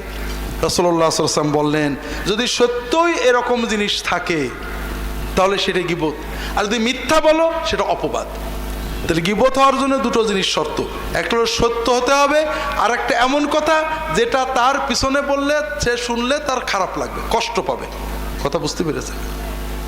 আর অপবাদের কথা একটু পরে যাচ্ছি। আল্লাহ রসুল সাল্লাল্লাহু আলাইহি ওয়াসাল্লাম বসে আছেন, তার পাশে তার স্ত্রী আয়েশা রাদিয়াল্লাহু তাআলা আনহা বসে আছেন। এমন সময় আর এক স্ত্রী সফিয়া রাদিয়াল্লাহু তাআলা আনহা তার কাছে এসেছেন, কয়েকটা কথা বলে তিনি চলে গেছেন। আয়েশা রাদিয়াল্লাহু তাআলা আনহা বলছেন, ইয়া রাসূলুল্লাহ হাসবুকা মিন সফিয়া কাযা ওয়া কাযা। তা আয়েশা রাদিয়াল্লাহু তাআলা বলছেন যে ইয়া রাসূলুল্লাহ, আপনার স্ত্রী সফিয়া, তার তো এই ত্রুটি আছে। কথা বোঝেননি? কথা বুঝতে পেরেছেন? আয়েশা সত্য বললেন না মিথ্যা বললেন? সত্য বললেন। সফিয়া চলে যাওয়ার পরে আয়েশা একটা সফিয়ার সত্য দোষের কথা বললেন যে আপনার স্ত্রী সফিয়ার এই দোষ আছে। আয়েশা রাদিয়াল্লাহু তাআলা আনহার এই কথা শুনে রাসূলুল্লাহ সাল্লাল্লাহু আলাইহি ওয়াসাল্লাম বললেন, ইয়া আয়েশা লাকাদ কুলতি কালিমাতান লাউ মুজিজাত বিমাইল বাহরি লামাজাজাত। আয়েশা, তুমি এমন একটা কথা বললে, একটা বাক্য বললে, এই বাক্যের ভিতরে এত দুর্গন্ধ, এত ময়লা, এত নাপাকি, এত পাপ আছে যে সমুদ্রের পানিতে এটা ঠেলে দিলে, সমুদ্রের পানির ভিতরে এই বাক্যটা ফেলে দিলে পুরো সমুদ্রের পানি নাপাক হয়ে যাবে। তো ভাইরা, এইরকম কথা আমরা কি বলি না? বলি না? বছরে দু একটা। হাজারিন, পাঁচজন দুজন মেয়ে এক জায়গায় হলে কথা বলেন, অমুকের বাড়ি দাওয়াতে গেছিলাম, এই দুল পরেছে, এই ফুল পরেছে, এই শাড়ি পরেছে, এই রান্না করেছে ইত্যাদি সমালোচনা করেন না? সওয়াব হচ্ছে না গুনাহ হচ্ছে? কত কঠিন গুনাহ যে কিয়ামতের দিন আপনার নেকিগুলো কেড়ে নিয়ে যাবে। আমরা পাঁচজন এক জায়গায় বসলে ইমাম সাহেব, মৌলানা সাহেব, মন্ত্রী সাহেব, অমুক সাহেব গীবত করি না? গুনাহ হচ্ছে না সওয়াব হচ্ছে? সবচেয়ে বড় মজা হলো ভাইরা, আমরা গীবত করি যাদের পছন্দ না করি, ঠিক না? যাদের মহব্বত করি সাধারণত গীবত করি না। কার গীবত করি? যেমন ফুরফুরার লোকেরা হয়তো চরমনার গীবত করে, চরমনার হুজুরেরা ফুরফুরার গীবত করে, জামাতের হুজুরেরা তবলিগের গীবত করে, তবলিগের হুজুরেরা জামাতের গীবত করে। আছে না নেই? আছে। প্রথমত এটা একটা মহাপাপ। দুই নম্বর কথা, ওই যার গীবত করলেন কিয়ামতের দিন আপনার জিকির, ওজিফা, জিহাদ, তাকওয়া, তওবা সব সওয়াব কেড়ে নিয়ে যাবে। কাজেই ভাইরা, আমার অনুরোধ হলো যেন জবানে গীবত না যায়। কথা কি বুঝতে পেরেছেন? মদের পাপের তওবা সহজ, গীবতের পাপের তওবা সহজ না। অনেক হাদিস আছে, লম্বা বলতে পারবো না। আমরা গীবতের চেয়েও বড় পাপ হলো মিথ্যা অপবাদ দেওয়া। কথা বোঝেননি? আর এটা আমরা দিই। আল্লাহ রাসূল সাল্লাল্লাহু আলাইহি ওয়াসাল্লাম বলছেন, মান কালা ফি মুমিনিন মা লাইসা ফি আসকানাল্লাহু রাদগাতাল খাবালি হাত্তা ইয়াতিয়া বিমাখরাজিম মিন। যদি কেউ কোনো মুসলমানের ব্যাপারে এমন কথা বলে যেটা সত্য নয়, কিয়ামতের দিন জাহান্নামের মানুষদের রক্ত, পেশাব, পায়খানা, পুজ যেখানে জমা হবে সেই সাগরের ভিতরে আল্লাহ তাআলা ওই ব্যক্তিকে রেখে দিয়ে বলবেন, তুমি যে অমকের ব্যাপারে কথা বলেছিলে এই কথার দলিল দিয়ে এখান থেকে বেরোবা। ভাইরা, একটু সচেতন হন। আমরা কি না বলি, বিশেষ করে যারা ইসলামী আপনারা এখানে আছেন, এক দল আর এক দলের বলি ও হলো ইহুদি খ্রিস্টানের দালাল, ও হলো আমলিগের দালাল, ও হলো কি বলে বিএনপির দালাল, ও নাকি অমকের কাছে টাকা খায়, ও সৌদি আরবের টাকা খায়, ও ইন্ডিয়ার টাকা খায়, ও অমক দলে চলে গেছে। এই সব কথা বলি না বলি না? কিয়ামতের দিন আল্লাহ তাআলা আমাদেরকে বলবেন দলিল দিতে পারবেন তো? দুনিয়ায় দেখেন, কেউ যদি বলে অমক লোক আমেরিকার দালাল, অমক লোক ইন্ডিয়া থেকে টাকা খায়, আপনি তাকে বলবেন তুমি কসম করে বলো তো আমি যেটা বলেছি সত্য। যদি অমক লোক ইন্ডিয়ার টাকা না খায় তাহলে আমার বউ 3 তালাক। এটা কেউ বলতে পারবে? তার মানে ও কিন্তু আন্দাজে বলেছে, আর এই আন্দাজ কথাটাই হারাম। দলিল ছাড়া একজন মুসলমানের ব্যাপারে যে কথাটা আপনি বলবেন, কিয়ামতে আল্লাহ তাআলা আপনার কাছ থেকে এটা আদায় করে নেবেন। কাজেই ভাইরা, এই কথাগুলো, এই ধরনের কর্ম থেকে নিজেদের জবানগুলোকে হেফাজত করুন, আমিন। মৃত ব্যক্তির জন্য একক বা দলবদ্ধভাবে দোয়া করার পদ্ধতি কেমন হবে, আবার কবরের কাছে গেলে কেমন করে করতে হবে? কবরের কাছে দোয়া করলে মাইয়ের তাড়াতাড়ি পাবে, আর এখানে বসে দোয়া করলে একটু লেট হবে নিশ্চয়, ঠিক না?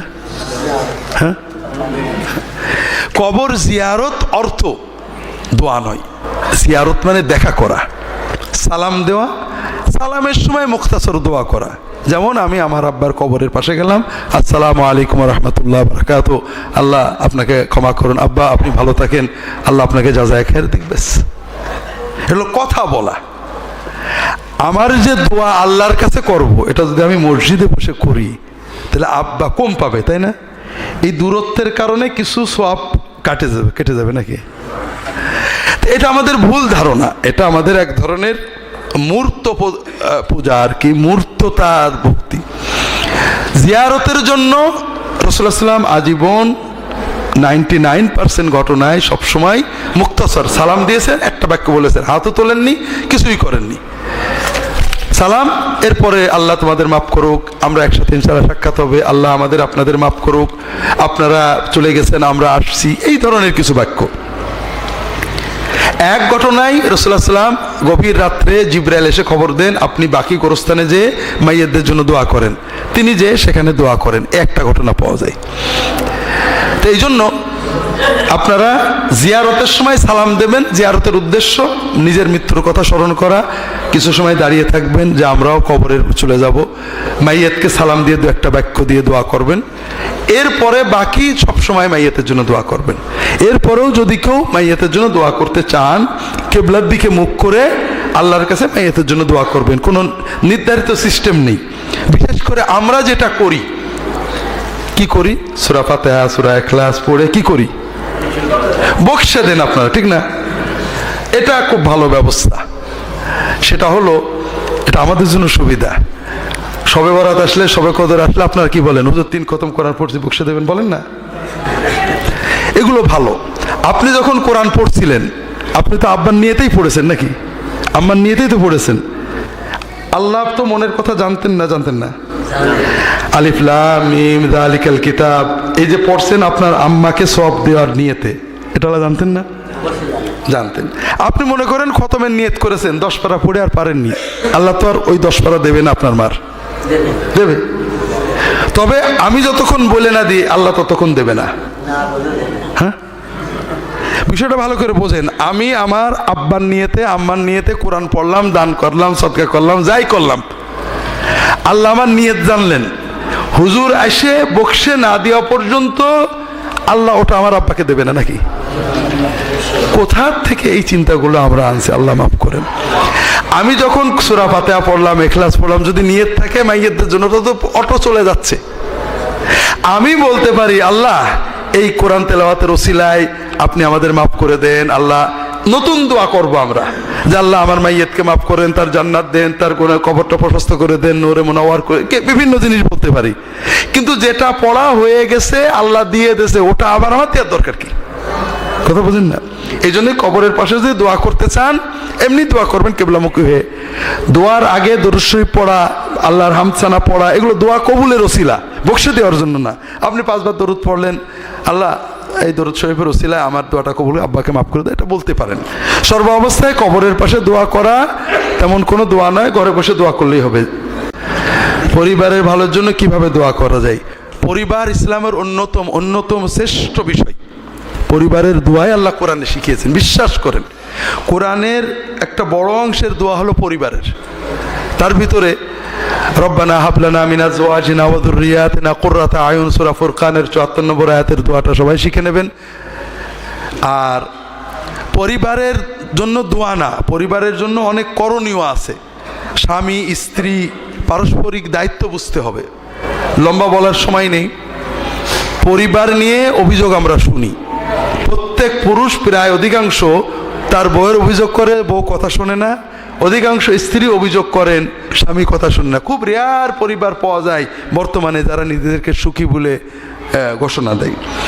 এজন্য অনেক কিছু দায়ী, তার ভিতরে ব্যক্তি স্বাতন্ত্র্যবোধ।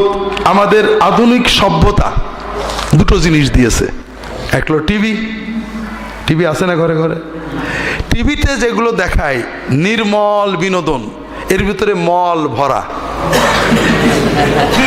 সেটা কি?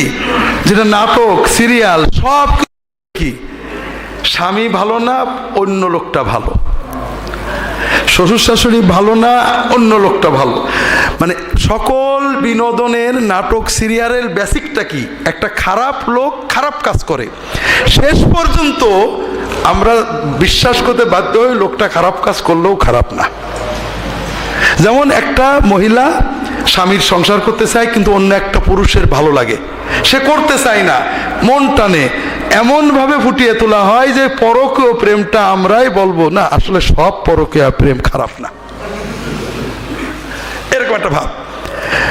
শাশুড়িকে দাজ্জাল চিহ্নিত করা অথবা স্বামীকে দাজ্জাল চিহ্নিত, এইভাবে করা হয়, করে আমাদের যে সকল সিরিয়াল পারিবারিক মূল্যবোধ নষ্ট করে। এমনকি যে বাচ্চাদের কার্টুন, কি জন্য ইন্ডিয়ান কার্টুন আছে, হ্যাঁ না, ডোরিমন, দুনিয়ার অকথ্য অশালীনতা শেখায়। দ্বিতীয়ত, আমাদের সভ্যতা আমাদেরকে প্রগতি দিয়েছে, প্রগতির দাবি অধিকার, নারী অধিকার। ভাগ্য ভালো পুরুষ অধিকার এখনো দাবি শুরু হয়নি আর কি। এখন আমরা সবাই অধিকার সচেতন। অধিকার খারাপ কিছু না, অধিকার ভালো, তবে ইসলাম আমাদেরকে উল্টো জিনিস শিখিয়েছে, দায়িত্ব সচেতন। তুমি তোমারটা করো, তারটা যদি কম পাও কনসিডার করো। ইসলাম আমাদের কি বলেছে? তুমি যদি দায়িত্ব পালন না করো আল্লাহ তোমার ধরবে।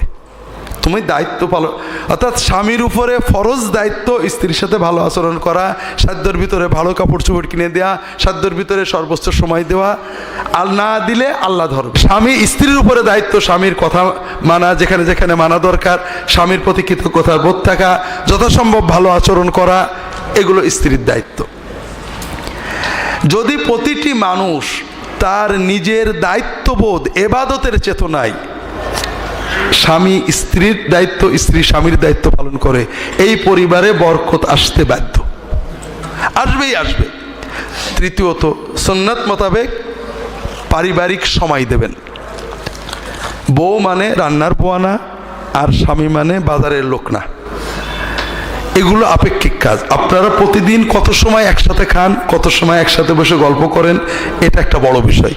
রাসূলুল্লাহ সাল্লাল্লাহু আলাইহি ওয়াসাল্লাম সবাইকে নিয়ে বউ বা নিয়ে না নিয়ে খেতেন না, কাজেই প্রতিদিন 3-4 বা 3 বার বা 4 একসাথে খাবেন, একসাথে গল্প করবেন, খাওয়া দাওয়া করবেন, অবসর সময় ছেলে মেয়েদের জন্য কাটাবেন। এগুলো সুন্নত হবে, এতে বরকত আসবে। আপনি বিপদে পড়েছেন, আপনি আল্লাহর কাছে দোয়া করবেন, আপনি নিজে দোয়া ইউনুস পড়বেন, আল্লাহর কাছে হাওমাও করে কানবেন। এটা হলো কোরআন এবং সুন্নাহর নির্দেশ।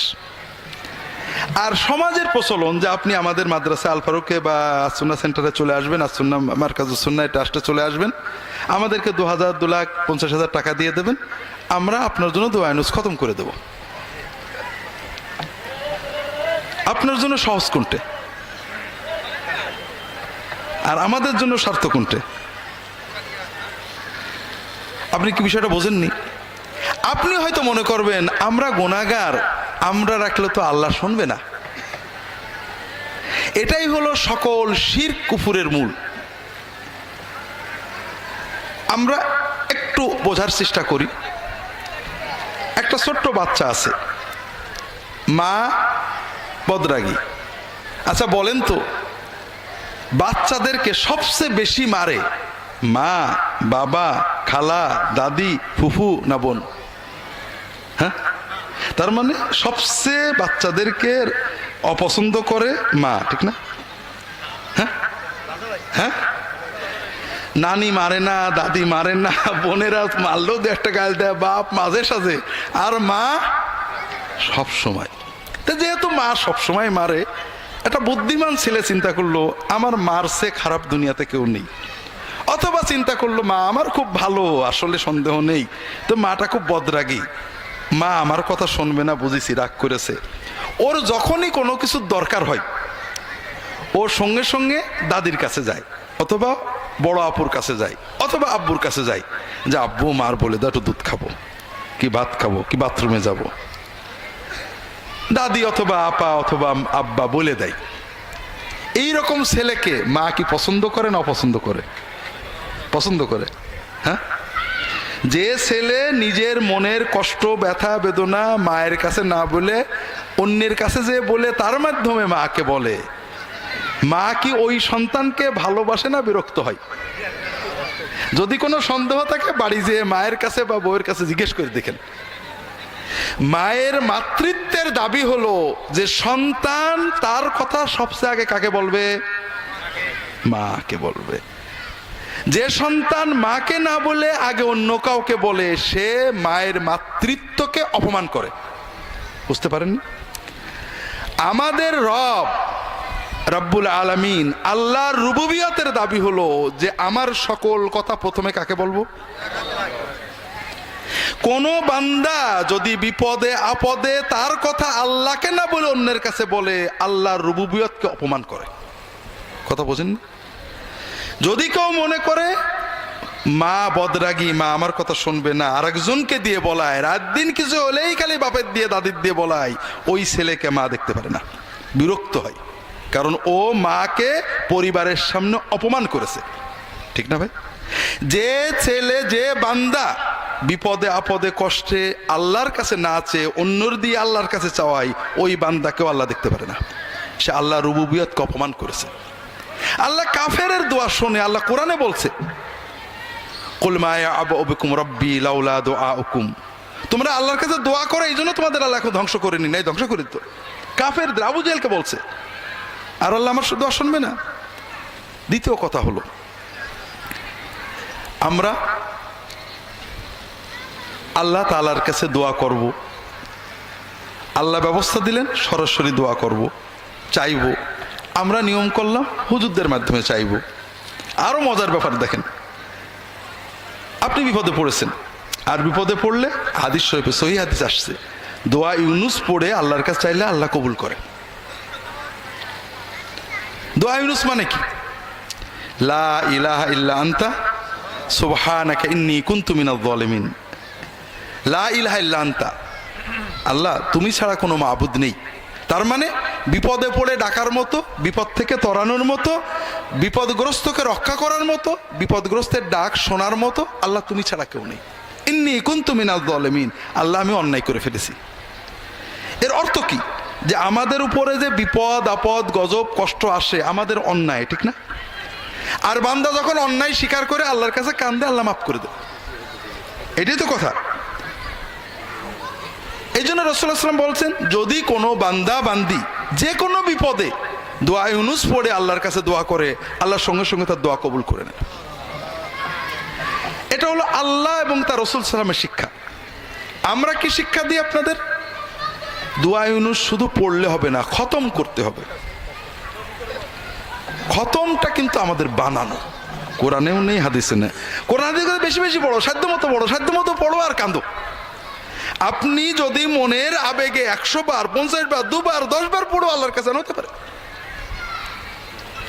আর খতম মানে 1 লক্ষ, 1.25 লক্ষ শুনলেই আপনার চোখ এখান থেকে এখানে উঠে পড়ে। অত পড়বো কি করে? সিস্টেমটা আমরা বানাইছি কি জন্য? যেন আপনি আগেই বোঝেন যে একা সম্ভব না। গুড। এরপরে আপনাদেরকে বললাম যে আপনি হবেন না, আপনি অন্তত 40 জন আলেমকে ডাকতে হবে। অনেক এলাকায় আছে, জানি না আমাদের ঝিনাইদহে আছে কিনা। আমরা ছোটবেলায় খতমে গেছি, গুণাগুন্তির বিষয় জানি না। তবে চট্টগ্রাম বিভিন্ন জায়গায় আমরা শুনেছি নিয়ম হলো 40 জন আলেমকে ডাকতে হবে। তো 40 জন আলেম আসবেন, তারা দোয়া করবেন। আপনারা লক্ষ্য করেছেন কিনা, আমি নিজে দেখছি, যখন কোনো বাড়িতে আমরা খতমের জন্য যাই অথবা পিতামাতার দোয়ার জন্য যাই, বাড়ির যারা মানুষ তারা কিন্তু কেউ দোয়ায় শরীক হয় না। খেয়াল করেছেন? রান্না বাড়া, খাওয়া দাওয়া, কথাবার্তা, মেহমানদারি, দোয়ায় কিন্তু তারা আসে না কেউ। কারণ তারা বোঝে এত টাকা খরচ করে হুজুরদের দোয়া করছে, আবার আমরা কি দোয়া করব? ঠিক না? তাহলে আমরা 40 জন আলেম সবাই বলছি, আল্লাহ আমি জালেম, ইন্নী কুনতু মিনাজ জালিম, আল্লাহ আমি জালেম, আল্লাহ আমি জালেম, আল্লাহ আমি জালেম।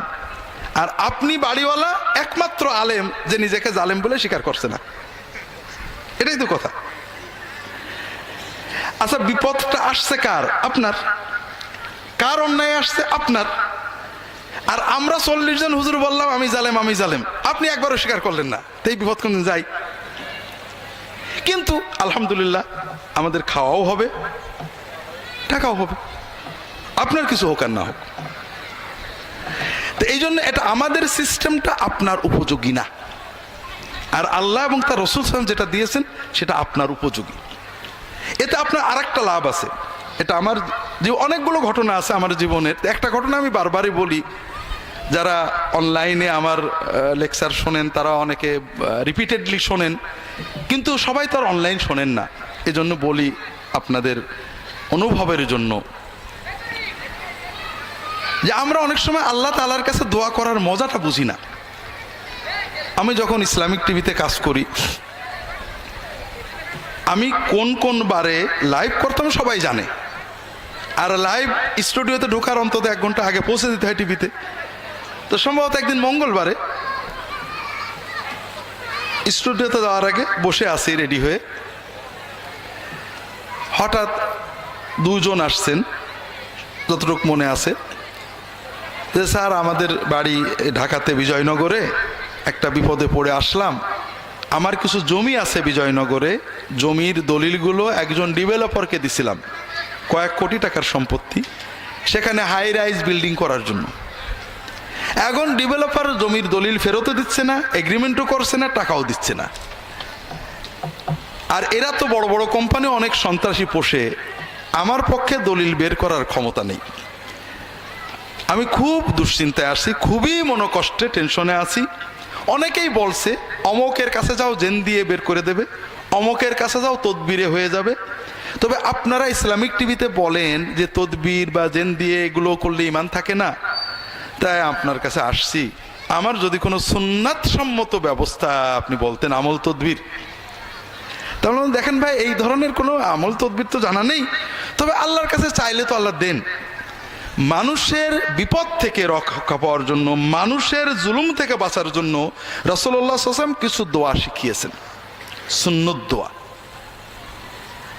তা আপনি আমার রাহে বিলায়াত বইটা দিলাম, যে আপনি এই দোয়াগুলো ডাক দিয়ে দিলাম, এই দোয়াগুলো মুখস্থ করে অর্থসহ, সবচেয়ে ভালো হয় তাহাজ্জুদে পড়বেন, নামাজে সেজদায় যে আল্লাহর কাছে যতটুকু মনের আবেগ চোখের পানিতে চাইতে থাকবেন, বারবার পড়বেন, দোয়া মাসুরাই পড়বেন, নামাজ শেষ করে আল্লাহর কাছে কেঁদে কেঁদে বলবেন এগুলো বলতে থাকেন, হয়তো আল্লাহ দিয়ে দিতে পারে। এরপরে বিষয়টা মূলত আমি ভুলেই গেছি। মাসখানেক সম্ভবত পরে এসে ওই ভদ্রলোক আসছেন, বলে স্যার একটা সুখবর, কোনো বলা নেই কওয়া নেই, ওই লোকটা আমার বাড়ির দরজায় এসে বেল দিয়ে আমার ওই দলিলগুলো দিয়ে চলে গেল। তাহলে আলহামদুলিল্লাহ, মাশাআল্লাহ, আল্লাহর দয়া, আল্লাহর দয়া, আপনার সুন্নত দোয়া দিয়ে আল্লাহর কাছে দোয়া করেছেন, আল্লাহ কবুল করেছেন। তো না স্যার, তারপরে আমার মনটা খারাপ। কেন? যে আমি গত 1 মাস আপনার কথা মতো তাহাজ্জুদ পড়ছিলাম, আর তাহাজ্জুদের সেজদায় দোয়াগুলো পড়তাম, তে খুব শান্তি পাচ্ছিলাম, মনটা এত ভালো লাগতো। এখন আমার মনে হচ্ছে যদি আরো 6 মাস পরে আমার দলিলটা দিত তাহলেই ভালো হতো। কথা বুঝতে পারেননি? আল্লাহু আকবার। আপনি দলিলও পেয়েছেন, আল্লাহর ওলিও হয়ে গেছেন, আপনি আল্লাহর সাথে মহব্বতের প্রেমের মজা পেয়ে গেছেন, আপনি সব পেয়েছেন, ঠিক না? কিন্তু আপনি আমার কাছে এসে বসে থাকতেন, তাবিজ একটা নিয়ে যেতেন, আমার কাছে 1 লাখ টাকা দিয়ে যেতেন, আমি জেন চালান দেওয়ার কথা বলতাম, আপনি কিছুই পেতেন না। আল্লাহ রসুল সাল্লাল্লাহু আলাইহি ওয়াসাল্লাম বলছেন সিনফান মিন উম্মতি, তার মানে আমার উম্মতের 2 শ্রেণী, 2 প্রকার মানুষ, লাম আরাহুমা বাদ, আমি এখনো তাদেরকে দেখিনি, মানে আখেরি জামানায় আমার মৃত্যুর পরে তারা আসবে। তাদের 1 শ্রেণী কারা? কওমুন, কিছু মানুষ, তাদের হাতে বেআইদিহিম আসওয়াত, তাদের হাতে ছড়ি, মারার কিছু থাকবে, মানুষের মারার, কাজনা বিল বাকার, গরুর যেমন লেজ থাকে, তাদের হাতে লাঠি, বেত, ছুরি, মানুষকে কষ্ট দেওয়ার কিছু জিনিস তাদের হাতে থাকবে।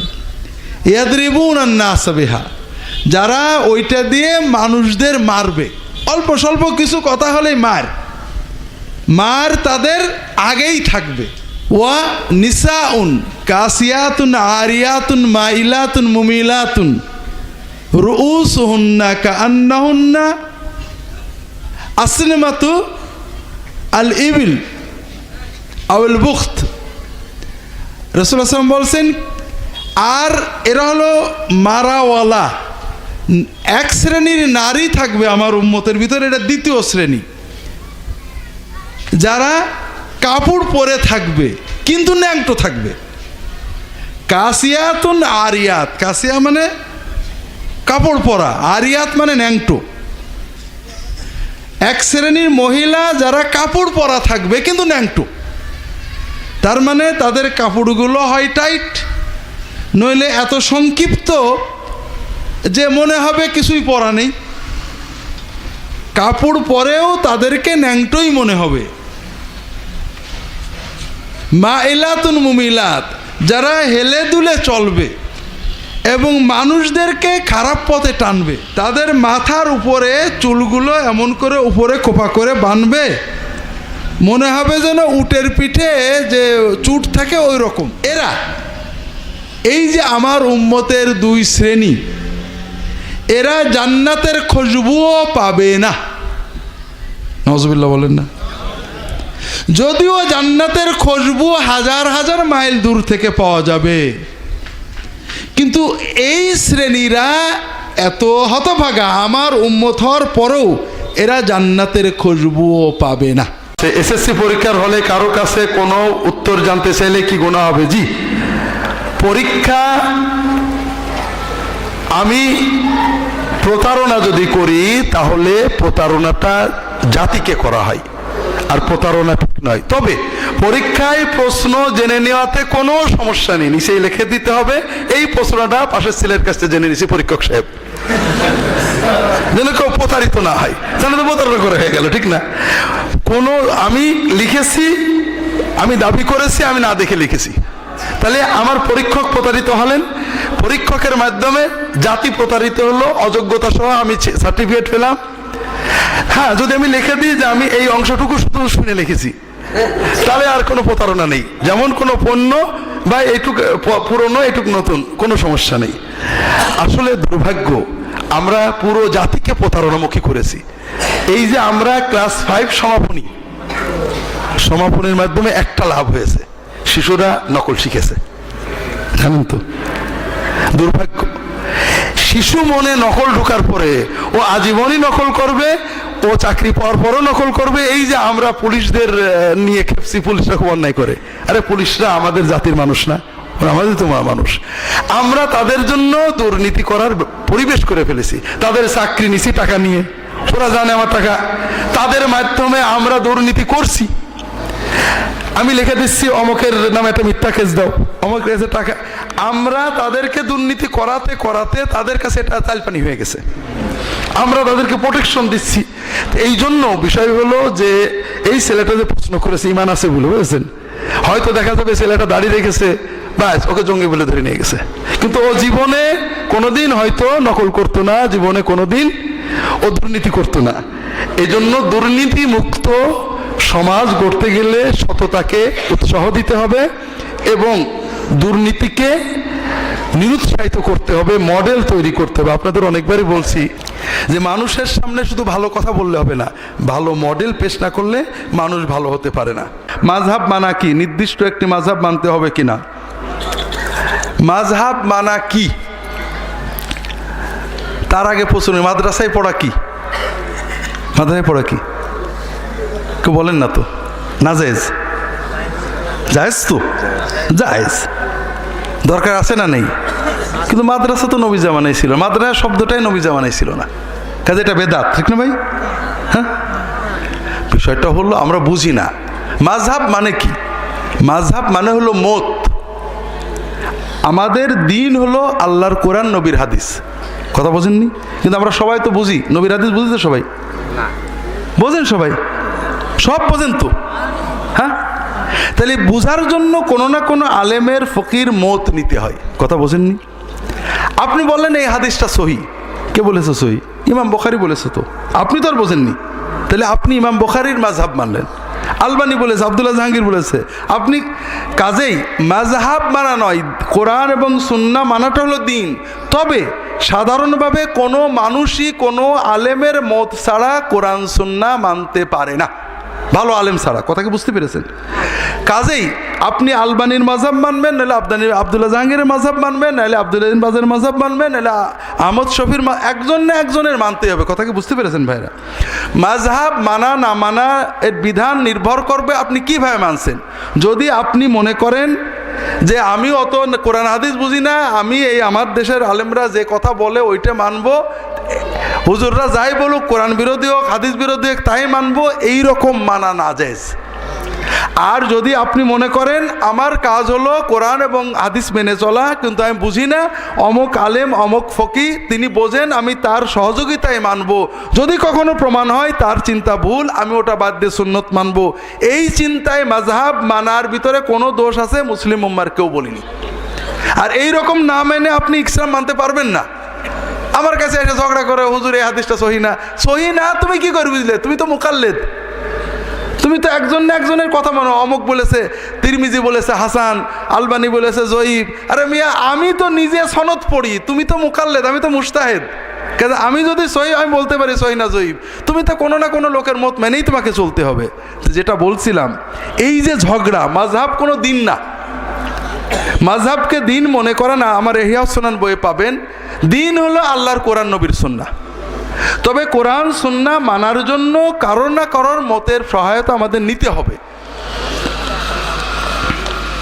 নির্দিষ্ট একটা মাযহাব মানতে হবে কিনা, যদি একাধিক জায়েজ হয় তাহলে একটাও জায়েজ হবে। কোনো শিরক একজনের করলে শিরক, অনেকজনের করলে জায়েজ, এরকম আছে নাকি? আছে নাকি? কাজেই একাধিক যদি মানা জায়েজ হয়, একটা মানাও জায়েজ হবে, কোনো দোষ হবে না। বিষয়টা হলো একাধিক মানবেন কি করে। মনে করেন আমি বললাম এটা জায়েজ, মানে আর এক হুজুর বললো না জায়েজ, আর এক হুজুর, তাহলে আপনি সবগুলোকে একসাথে মানতে পারবেন তো? পারবেন নাকি? কাজে আপনাকে কোনো না কোনো একজন আলেমের উপরে অধিকতর নির্ভর করতে হবে, পাশাপাশি নিজে অধ্যয়ন গবেষণা করতে হবে।